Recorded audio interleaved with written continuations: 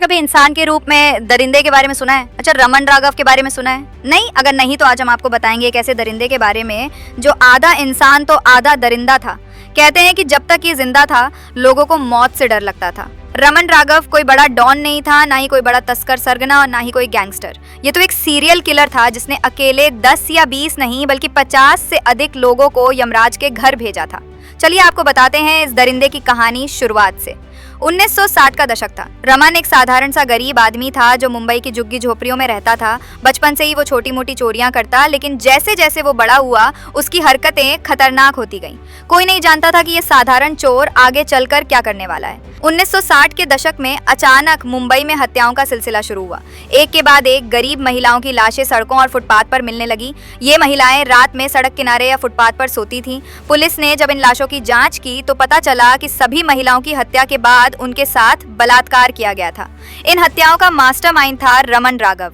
इसकी हत्या करने का तरीका भी बेहद डरावना था। वो रात के अंधेरे में सो रही महिलाओं पर धारदार हथियार से हमला करता, एक ही बार में वो उनकी जान ले लेता और फिर उनके मृत शरीर के साथ अपनी हवस पूरी करता। पुलिस इलाके के बड़े बड़े अपराधियों को पकड़कर पूछताछ करती, लेकिन रमन राघव उनकी पकड़ से कोसों दूर था। उसकी साधारण शक्ल, सूरत और गरीब जिंदगी की वजह से किसी को शक नहीं हुआ कि वो इतना खतरनाक हो सकता है। लेकिन जैसे जैसे उसकी हिम्मत बढ़ती गई उसकी हरकतें और खौफनाक होती गईं। साल 1965 में एक रात फुटपाथ पर सो रहे 19 लोगों पर अचानक हमला हुआ। इस हमले में 9 लोग मारे गए और 10 लोग बुरी तरह घायल हो गए। इस बार कुछ घायल लोग बच गए और उन्होंने पुलिस को रमन राघव का नाम बताया। पुलिस ने उसकी पुरानी फाइलें खंगाली तो पता चला कि रमन पहले डकैती के एक मामले में 5 साल की सजा काट चुका था। लेकिन जो बात पुलिस को हैरान कर गई वो थी उसका पुराना रिकॉर्ड। रमन ने अपनी सगी बहन को भी नहीं बख्शा था। उसने अपनी बहन को गंभीर रूप से घायल करने के बाद उसके साथ भी बलात्कार किया था। पुलिस को जैसे जैसे रमन के बारे में जानकारी मिली उसकी क्रूरता का अंदाजा लगने लगा। उसने 50 से ज्यादा लोगों की हत्या की थी, लेकिन पुलिस के पास उसे सजा दिलाने के लिए कोई ठोस सबूत नहीं था। उस समय तकनीक की कमी और गवाहों का ना होना पुलिस की सबसे बड़ी कमजोरी थी। कई बार रमन को गिरफ्तार किया गया, लेकिन कोर्ट में सबूतों के अभाव में उसे छोड़ दिया जाता। साल 1968 में रमन की हरकतें और खतरनाक हो गईं। 5 जुलाई की रात को वो चोरी करने निकला। उसने एक हार्डवेयर की दुकान से लोहे की रॉड चुराई और उसे हुक जैसा बनवाया। उसी रात उसने मलाड में एक शिक्षक अब्दुल करीम पर हमला कर उसकी हत्या कर दी। रमन ने उसके 262 रुपए, घड़ी, टॉर्च और छाता चुरा लिया।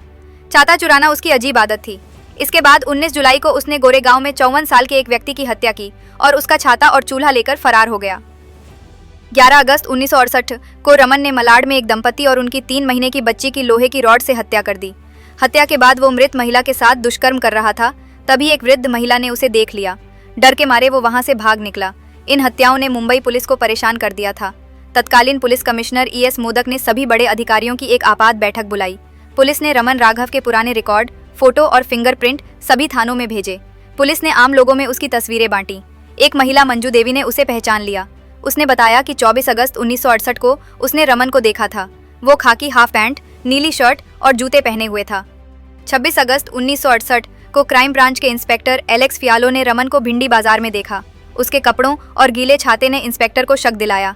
बारिश न होने के बावजूद उसका छाता गीला था। पूछताछ में रमन ने अपना नाम दलवई सिंधी बताया, लेकिन इंस्पेक्टर को याद आया कि ये रमन का एक और नाम था। उसे तुरंत गिरफ्तार कर लिया गया। पुलिस ने उसे सच उगलवाने की पूरी कोशिश की, लेकिन मजाल थी कि वो किसी को कुछ बता दे। गुस्सा और प्रताड़ित करके जब उसने कुछ नहीं हुआ तो उंगली तो टेढ़ा किया गया। उससे प्यार और शांति से सच पूछा गया, लेकिन सच बताने से पहले उसने पुलिस के सामने एक शर्त रखी। उसने कहा कि वो सब सच बताएगा, लेकिन उससे पहले उसे दूध, केले और मांसाहारी खाना चाहिए। पुलिस ने उसकी शर्त मान ली। खाना खाने के बाद रमन ने अपनी डायरी और हत्या में इस्तेमाल रॉड पुलिस को सौंप दी। उसकी डायरी में हिंदी और अंग्रेजी में लिखा था, खलास, खत्म। इसके बाद रमन ने 6 नवंबर 1968 को मजिस्ट्रेट RM देवरे के सामने 24 हत्याओं का गुनाह कबूल कर लिया। जिला सत्र न्यायालय ने रमन को मौत की सजा सुनाई, लेकिन उसके वकील ने हाई कोर्ट में दलील दी कि रमन मानसिक रूप से बीमार है और उसे क्रॉनिक पैरानाइक सिजोफ्रेनिया है। हाईकोर्ट ने उसकी सजा को उम्र कैद में बदल दिया और उसे पुणे की यरवदा जेल में रखने का आदेश दिया। राज्य सरकार ने सुप्रीम कोर्ट में अपील की, लेकिन सजा बरकरार रही। साल 1995 में रमन राघव की दोनों किडनियां खराब हो गईं। पुणे के एक अस्पताल में इलाज के दौरान उसकी मौत हो गई। इस तरह मुंबई के सबसे खौफनाक हत्यारे की कहानी खत्म हुई, लेकिन उसका नाम आज भी लोगों के दिलों में डर पैदा करता है।